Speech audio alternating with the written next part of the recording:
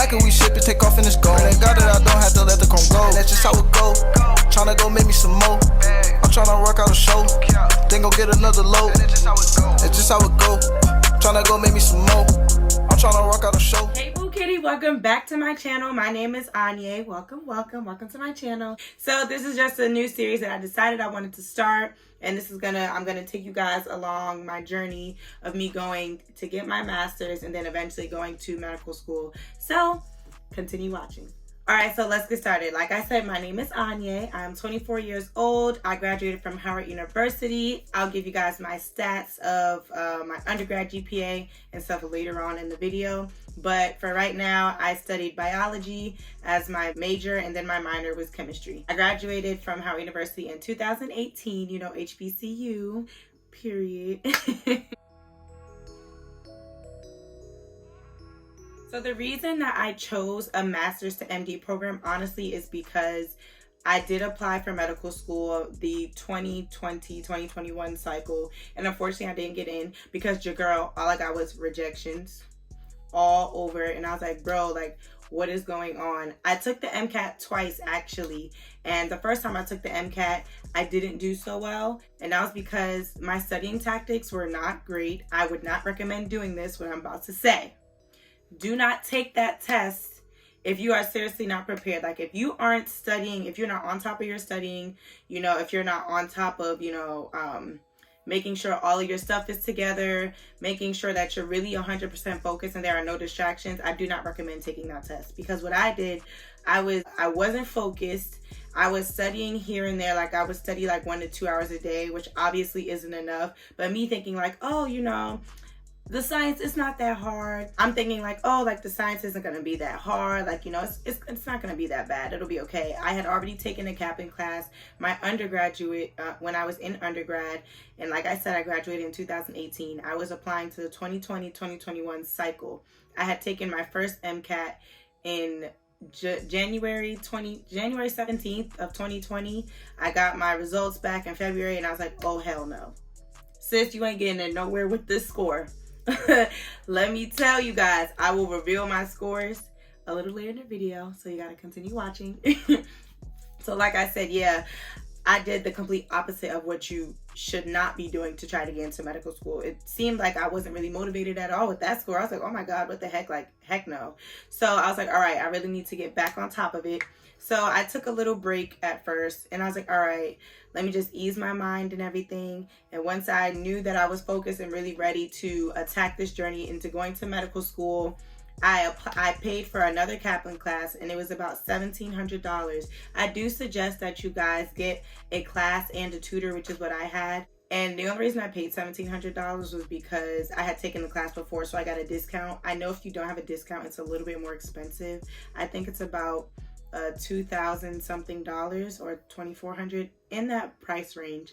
But anyways, like I said, I definitely recommend that you guys take a class, get a tutor, because that is really, really needed. I would not suggest studying by yourself from personal experience, only because you really want to have somebody, you know, guide you along the way and help you understand how to take the test. Taking the MCAT, it's not just about, you know, the material that you know. You have to really understand the test. It's not textbook-based tests. Like, you have to really understand and read between the lines. So that's what I did. I retook the class, and then I ended up taking my MCAT again.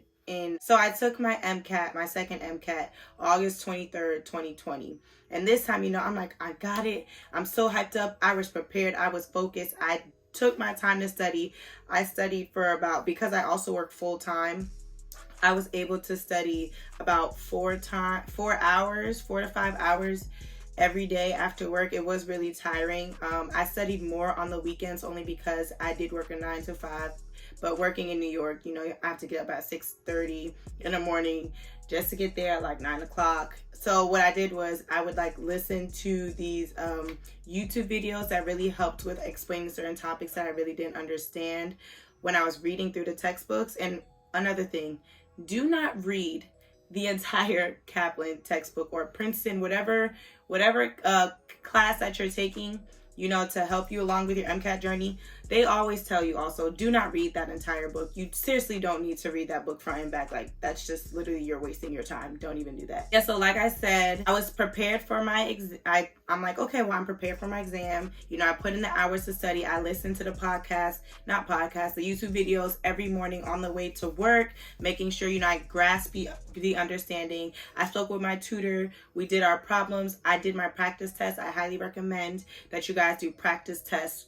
I would say you should do like 7 to 8 practice tests. I did 7 practice tests and my scores improved each time. So that's how I knew that, you know, getting closer to the test date, I was like, okay, I'm ready. Like, this is it.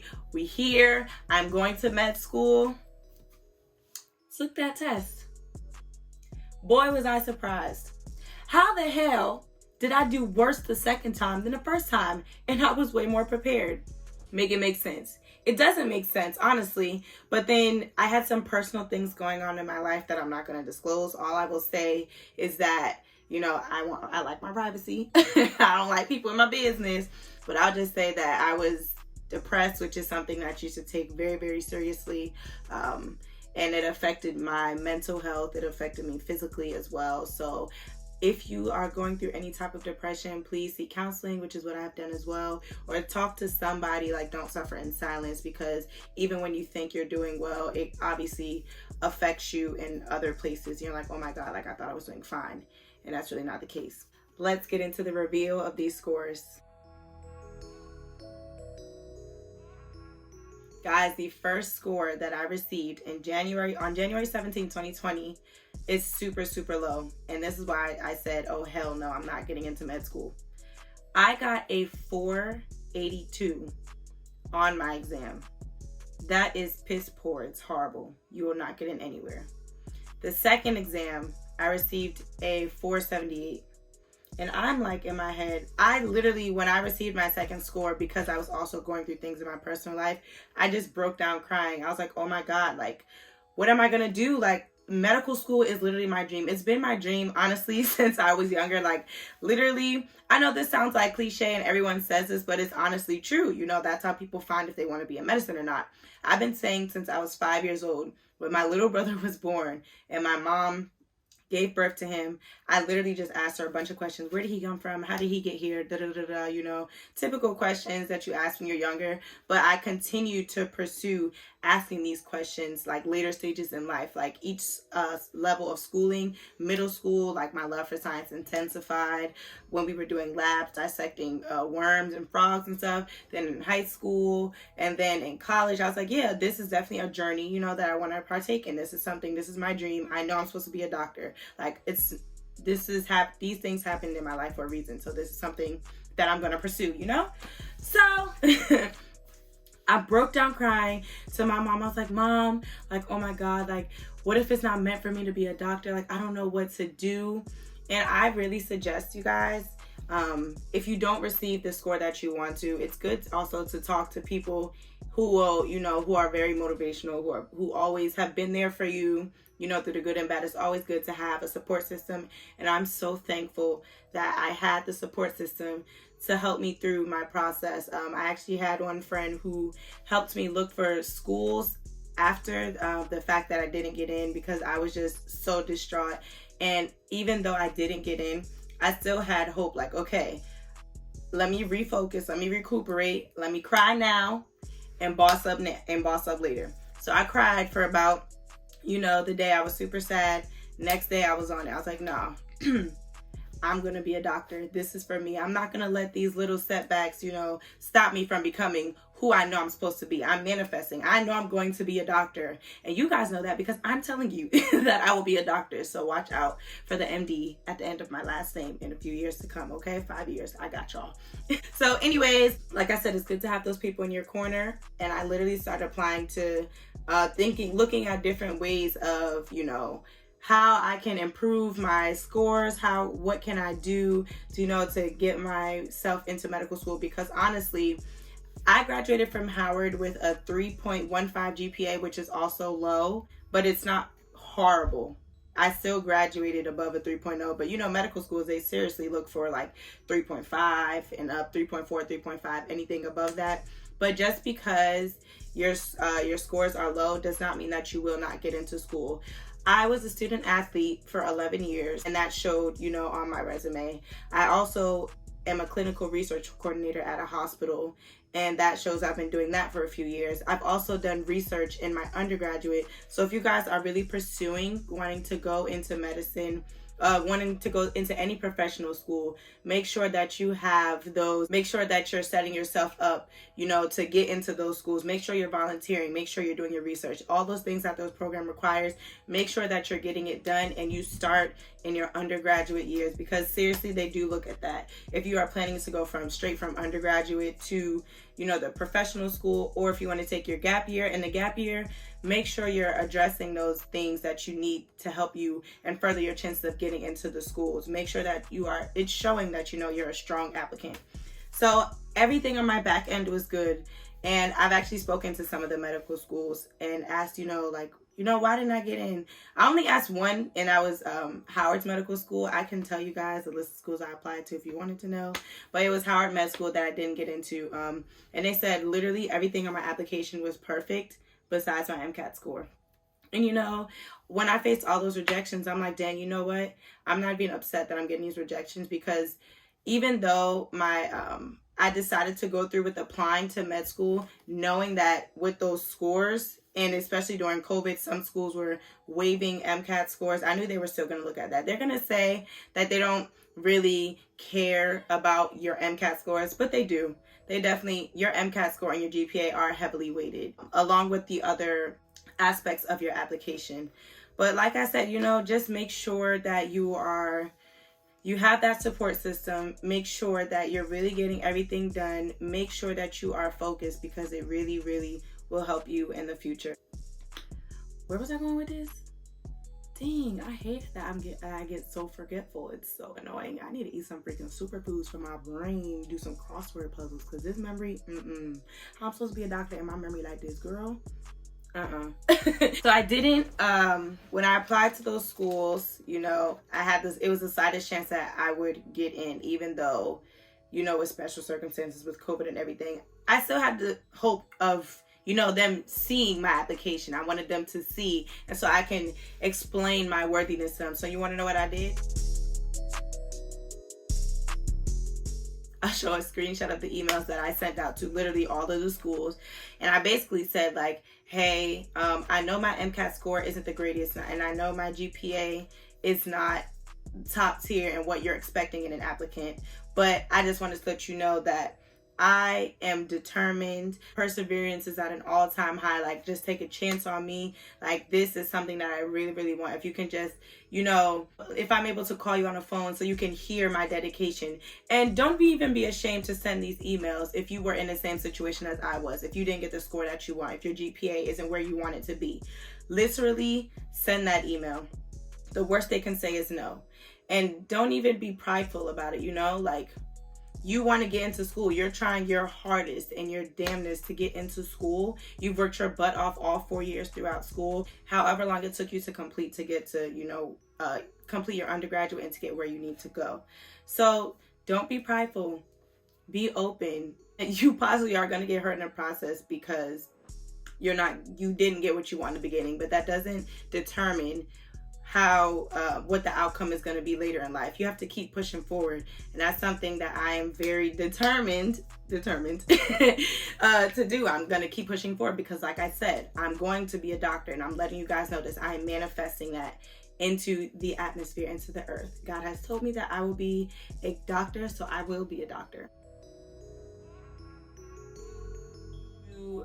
I started applying to master's to MD programs, and these are called special master's programs or post-baccalaureate programs. So, like I said, once I got those rejections, I applied to master's programs, and like I said, I applied to like 4 or 5 master's programs, and I just kept getting rejections again. I'm like, oh my gosh, what is going on?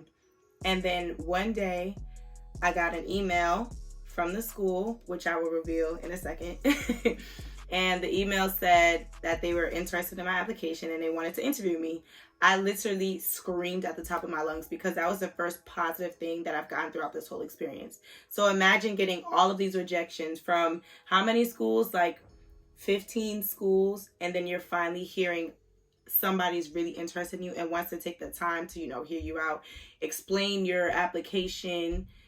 It was a really great feeling. So I was like, hell yes. Yes, I'm accepting this interview. This is my gateway for me to explain, my discrepancies that I had on my transcript, because I did have 1D on my transcript from biochemistry. I still don't like that teacher, but it's whatever. That's not stopping me from becoming a doctor. There are people who have gotten D's on their transcripts. But anyways, like I said, I was like, heck yes, I'm going to take this interview. So the interview, it was so crazy because I had applied, let's just say, I applied January 30th. And then literally a week later, they wanted to interview me. And I'm like, oh my God, like this is crazy. And meanwhile, this program, it's a new program that they just started last year. It's a biomedical science program. So I will be getting my master's in biomedical science. I start in August. I was prepping for this interview like crazy. Make sure when you guys are going through your interview process that you prep, you practice in the mirror. I literally recorded myself interviewing myself, asking the questions, making sure that I didn't stutter, making sure that I addressed every single point that they could possibly ask me. I looked up interview questions online. I practiced interview with my peers and with my parents, making sure, because like I said, this was my one chance to explain any discrepancies that I've had on my application, and I was not going to miss. I was going to hit every single time because, like I said, I'm going to be a doctor. So interview day came, and it sucked because I actually had the flu leading up to the interview. It was crazy. I thought I had COVID, but thank gosh I didn't. I had the flu, and then I strained my back watching TV. If you know me, then you know I always get injured in the worst ways possible doing absolutely nothing. Literally was laying on the couch watching TV, strain my back. So I'm literally like this walking, literally like that, walking to the computer room to do my interview, because we have a computer room in my house. So I walked to the laptop, set up the Zoom, and when you do your interviews, if you guys want a video on that, I can give you tips and tricks on how to do interviews and how to have a successful interview. Just let me know in the comments below. But anyways, I walked up to the laptop, sat down on Zoom, and the first thing I said, I apologize if I look like I'm in pain. I have a strained back and I also have the flu. But I just want to let you guys know that I'm super determined to do this interview. I am super excited to, let you guys know who I am. And immediately, you should always start off with something funny, but not overdoing it, or just a segue into, just to make them comfortable a little bit. Make sure you're comfortable and make sure that whoever you're interviewing with is comfortable as well, and just to get a little laughs out of the way. So I did my interview. Interview went well. But anyways, I did the interview. I felt super good after the interview. And then I got a week later the acceptance. And so the school that I will be attending in the fall is Albany College of Pharmacy and Health Sciences. And I am super, super excited. It's a 1-year master's to biomedical science program. And what's great about this program is that it's a linkage to MD program. So after the year, well, actually throughout the program, they really help you. I will have to retake the MCAT, but they have this whole curriculum where it's structured around helping you get into medical school. And that's what's great about these special master's programs or these post-baccalaureate programs, because they really help you and guide you into getting into those schools. And what's great about it is there's always like a linkage program, or you can go straight into the school. With special master's programs, I know you can go straight in, but with the program that I'm in, it's a post-baccalaureate program. So I get my master's first, but during the year I will have to retake the MCAT. But the great thing about this is they also give me another class for free. It's included in my tuition, which I'm technically paying for because that school's expensive. But anyways, and we have like these weekly group meetings, and you can also go into you can meet one-on-one with like the professors. Some of my professors will actually be my teachers in medical school when I get accepted, which is great. So they get to know me, and it's great. The great thing about these programs is The teachers in the medical schools are also your teachers for your special master's program or your post-baccalaureate program. So that's great. You know, they know your work ethic and they can vouch for you when you go to that school, if it's a linkage program or if it's not a linkage program. So that's really, really exciting. I'm super excited to start. Honestly, I literally screamed. I was in a doctor's office with my mom when I got the email, and I was like, ah! And everyone around me was congratulating me. It was a super great experience. And so the schools that it's linked with are Albany Medical School and New York Institute Osteopathic School of Medicine, which is a DO program. There is no big difference in MD and DO. You're still going to be a doctor at the end of the day. You're still going to be practicing medicine, like literally apply to both programs. People are applying and discovering that DO is also the way to go. It's just a holistic approach to it. If I'm not mistaken, I could be wrong. If I am, I'll insert it across the screen. But honestly, it's the same exact thing. You're still going to be doing the same thing as an MD. Your name is just different at the end. Instead of saying MD, it's DO. But this video, I decided to film it for those who also went through the same struggles that I have, going through this process of trying to get into medical school, and you were rejected and you just kept getting rejection after rejection, and you're like, oh my God, like, is this not for me? No, it's for you. Keep working. Just because you were told no does not mean that that's the final verdict. I want you to keep pushing. If you have any stories, let me know. Like, you know, I really enjoy talking about this because I know that I'm not the only one that has been through this. So even if, you know, your friends get in and you didn't, that doesn't mean that you aren't going to get in at all. Just please continue to keep pushing through. Like, it's super, super important.